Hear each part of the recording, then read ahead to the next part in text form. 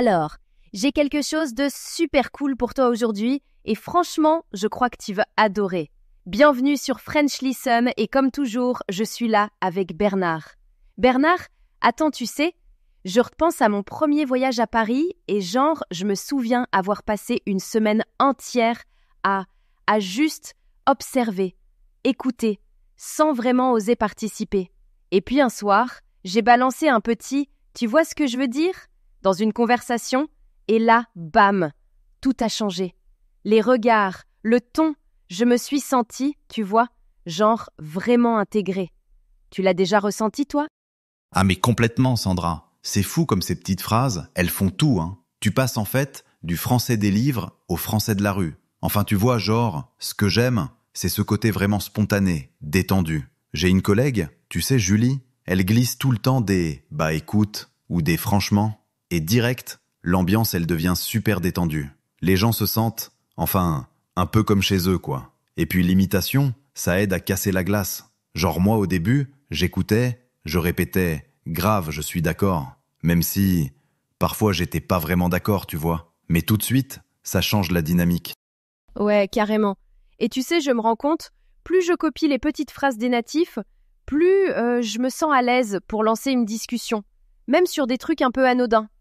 Et puis, bah c'est hyper contagieux ce truc. Dès que t'entends « en fait » ou « genre », tu le répètes, limite sans t'en rendre compte. On attaque ?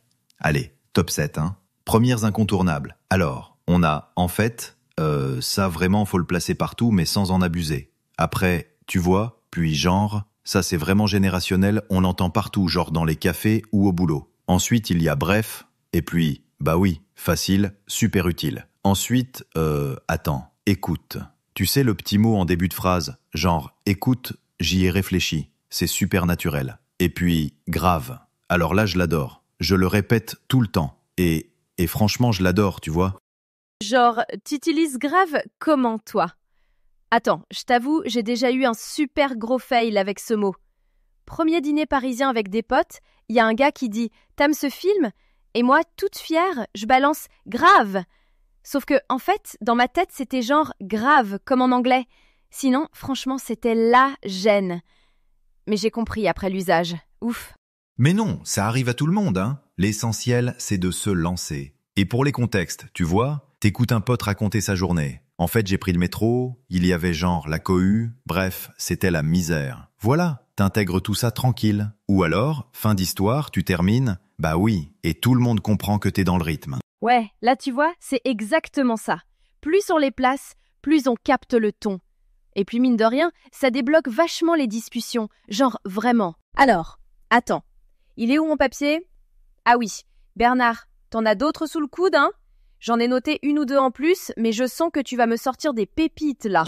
Forcément. Bon, la suite, laisse tomber, tellement utile quand tu veux genre changer de sujet vite fait. Ensuite, ça marche, pour dire ok, mais façon détendue. T'as aussi tu m'étonnes, idéal pour montrer l'empathie, ou juste genre, oui, effectivement. Ensuite, c'est clair, basique, mais ça assoit la conversation. Et puis, du coup, ça c'est vraiment le mot caméléon, il va partout. Nickel, parfait pour clôturer. Et enfin, deux bombes, vas-y, et c'est pas possible, la réaction typique. Franchement, tu balances tout ça et ben, ça roule. Ouais, c'est marrant parce que moi parfois, j'oublie que ces mots sont, enfin, naturels pour toi, mais faut s'entraîner. Tu les utilises, toi, sans réfléchir ou tu t'entraînes à les placer? En vrai, au début, je me forçais un peu, tu vois, mais maintenant c'est devenu automatique. Vas-y, nickel, paf, ça sort. Un petit truc, tu te crées une note audio sur ton téléphone, tu répètes, et après tu utilises direct sur WhatsApp ou en vocal. Petit à petit, ça rentre. Ouais, je vais m'y mettre, promis. Faut se jeter à l'eau. Et du coup, si on veut vraiment les intégrer, tu proposes quoi? Un truc que je fais, c'est me fixer un objectif par jour, genre utiliser c'est pas possible dans une discussion, même si c'est juste pour rigoler. T'as une méthode, toi? Ouais, c'est mortel ça. Moi j'adore les jeux de rôle, vraiment. Avec un pote, on se fait des fausses scènes, genre « je commande un café » ou « j'ai raté mon métro, laisse tomber ». Chaque mini-conversation, tu forces un mot à glisser, et hop, tu deviens plus spontané. Ah, mais trop, c'est la bonne technique.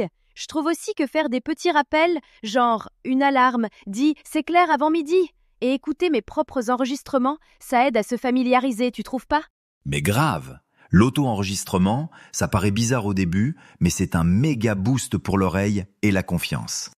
Du coup, en vrai, plus tu pratiques, plus c'est un réflexe. Moi, limite, je me donne un défi. Une expression nouvelle par jour, point. Et si je la cale dans un texto ou un vocal, tu sais quoi? Je suis trop fière de moi. Mais oui, le jeu de rôle, c'est la solution parfaite. Même une simulation à deux, tu vois, ça dédramatise tout. T'as aucune pression. Tu places le mot, voilà. Et tu progresses à pas de géant. Tu fais aussi des rappels automatiques, toi? Genre post-it collés partout? Ou c'est que moi qui ramène le chaos à la maison? Je t'avoue, j'ai une app avec des rappels, mais parfois même moi j'oublie de les lire. Mais vraiment, se réécouter, c'est crucial. C'est comme s'auto-corriger en mode natif, tu vois. Bon, on va pas se répéter, mais sérieux, défi quotidien obligatoire. Moi, je glisse la phrase dans une réunion Zoom, au pire dans un message. À force, ça devient instinctif. Clairement. Et les sessions à deux, style simuler une galère au boulot ou une pause café, enfin, plus t'imites, plus tu gagnes en confiance. Et tu doutes moins aussi, ça, c'est royal. Et les alertes, les rappels, t'en penses quoi? Ah, faut le faire. C'est exactement comme t'entraîner à jouer du piano. Plus tu répètes, plus la mélodie sort naturellement, comme les phrases. Et attends, faut pas oublier un truc, hyper important. L'intonation, c'est ce qui transforme tout, vraiment. Si tu places un grave, mais sur le mauvais ton, il y a une microgène, tu vois. Enregistre-toi, réécoute, essaye d'ajuster le ton jusqu'à ce que ça sonne comme dans les séries ou les conversations spontanées. Ouais, et j'adore écouter des conversations sur des podcasts ou genre des interviews. Plus je fais ça, plus j'entends les petits détails qui font la différence. C'est ça qui rend un français, vivant, je pense. C'est comme en musique, faut choper la cadence. Le français, c'est aussi du rythme. T'as déjà remarqué comment les natifs, ils changent leur voix quand ils utilisent ces expressions? Moi, des fois, je repasse juste certains bouts d'audio pour repérer exactement comment ils le disent. Après, j'essaie de caler la même intonation.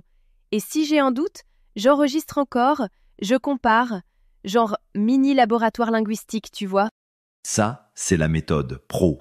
Et puis, intègre des exercices de respiration. Mine de rien, mieux tu respires, plus t'es clair et vivant dans ta voix. Les acteurs le font en boucle, et franchement, on devrait tous s'en inspirer. Parfois, je m'enregistre devant mon miroir, je répète les phrases en contexte, alors tu m'étonnes ou laisse tomber. Et ensuite, j'analyse le tout, un peu comme si je faisais un audit de ma voix. C'est en m'imitant moi-même que je repère mes faiblesses. C'est bizarre, hein? Non, c'est génial même. Je le recommande à tout le monde, et franchement, faut imiter aussi les natifs, hein? Regarde des vidéos, écoute des podcasts, chope le rythme, le ton. Après, t'essayes de reproduire, un max. Même les petits tics de langage, genre les hésitations. Les détails créent la différence. Carrément, puis si tu respires plus lentement, ça aide à mieux contrôler ta voix et paraître plus à l'aise. Comme quoi, on ne le dit jamais assez. Et toi, t'as déjà essayé de t'enregistrer en train de faire une commande fictive dans un café? Genre, bonjour, un expresso s'il vous plaît. C'est clair qu'il fait froid aujourd'hui. Même sur un petit scénario, ça te force à intégrer la phrase, la bonne intonation, tout.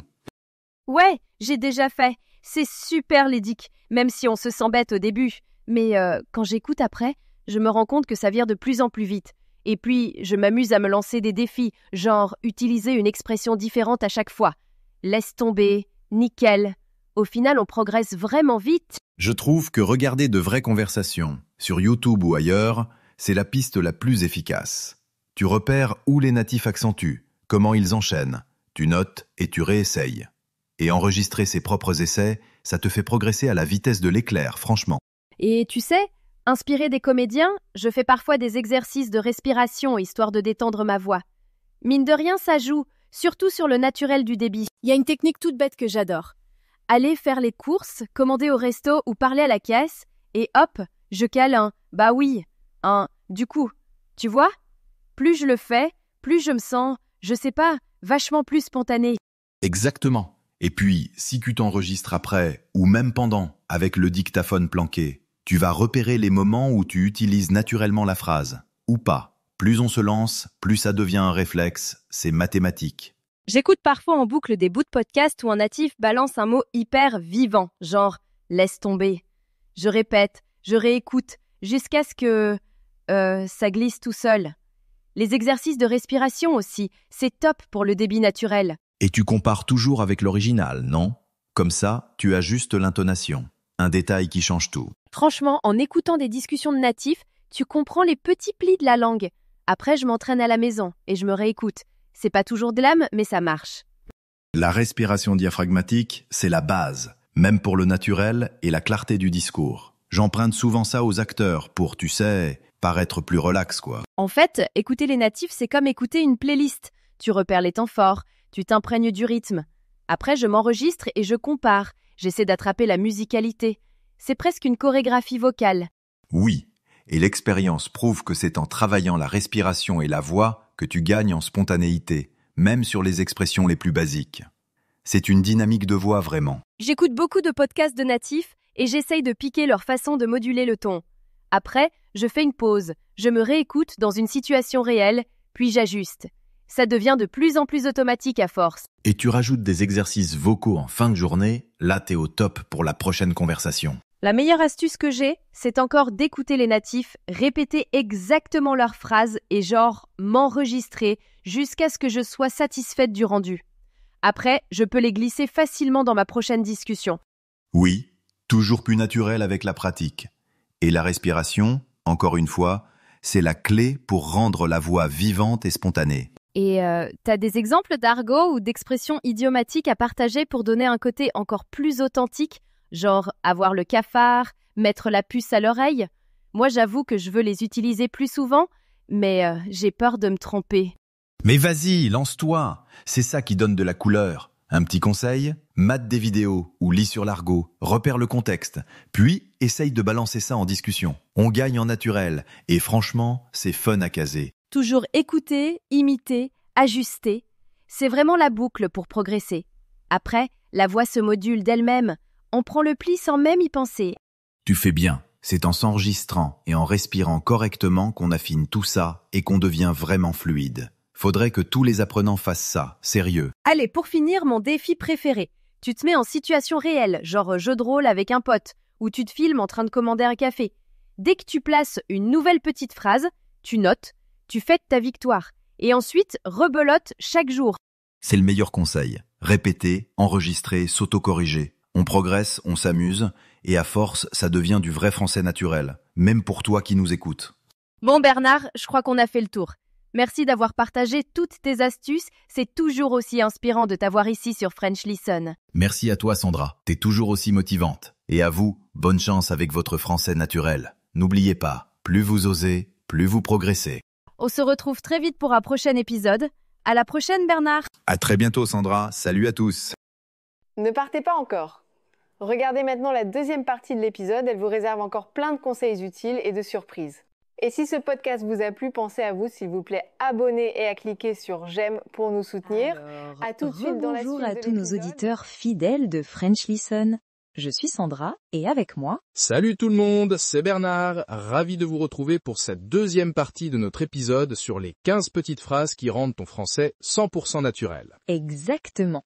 Dans la première partie, on a déjà exploré les 7 premières expressions qui font toute la différence quand tu parles français. Et aujourd'hui, on continue avec les 8 phrases restantes qui vont vraiment,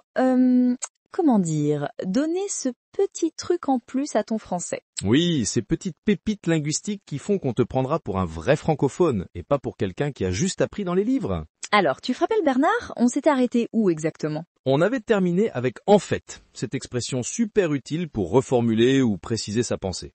Maintenant, passons à notre 8e expression. Du coup. Oh là là, celle-là, elle est partout ces derniers temps. Ah oui, du coup, c'est vraiment la petite phrase incontournable. On l'utilise pour exprimer une conséquence, un peu comme donc ou alors, mais en beaucoup plus naturel et décontracté. Exactement, par exemple, j'ai raté mon bus ce matin, du coup je suis arrivé en retard au travail. Ou bien, il pleuvait, du coup on est resté à la maison. C'est simple, efficace et tellement français. Mais attention à ne pas en abuser non plus, sinon tu risques de du coup. Ah oui, ça devient vite un tic de langage.